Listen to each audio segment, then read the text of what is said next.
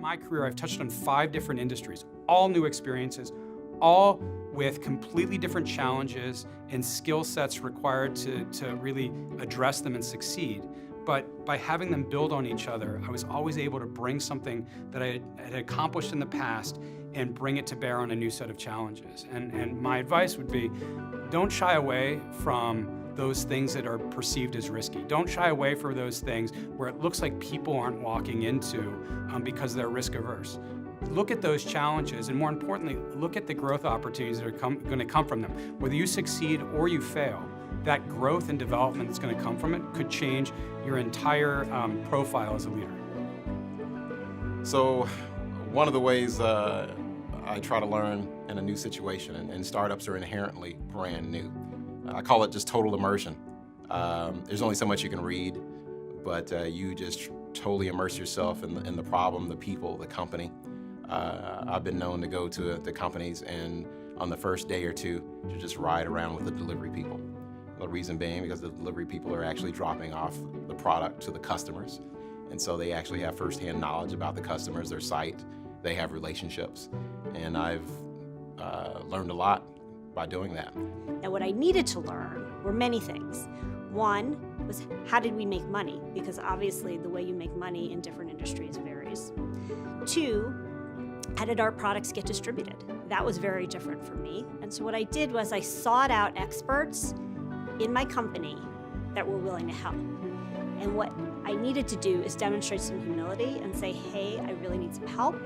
Would you be willing to help me? I understand that you're an expert.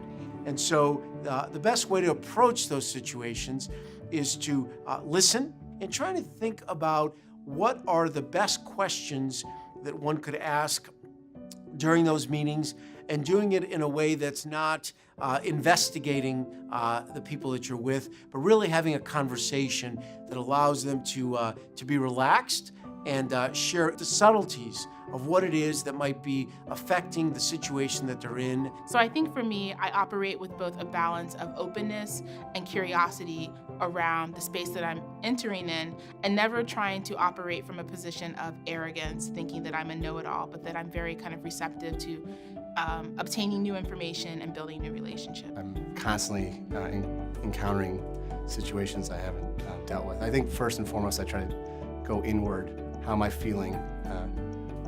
What can I say that's inarguable, and that's usually about myself and how I'm holding a situation. And if I can say how I'm feeling and what's coming up for me without trying to be right and trying to say this is what we should do and go to a solution, and so then we can create trust, and then with trust we can problem solve. There would be a tendency to overstate or be a little more overconfident to compensate. And I think people respect the fact when you acknowledge what you don't know, and reaching out for help is not a sign of weakness, but a sign of strength. It's my core belief that if you're following and working on something that you're very passionate about, even if it's not something you've done before and it's pretty far outside your comfort zone, if you have tremendous passion for it, you're going to surround yourself with people that just love that passion, and they may have more experience in the domain that you're now working in, and you solve the problem. So if you have passion for what you're doing, you'll have the confidence that you're going to fill in those gaps that you don't know when you first start something new.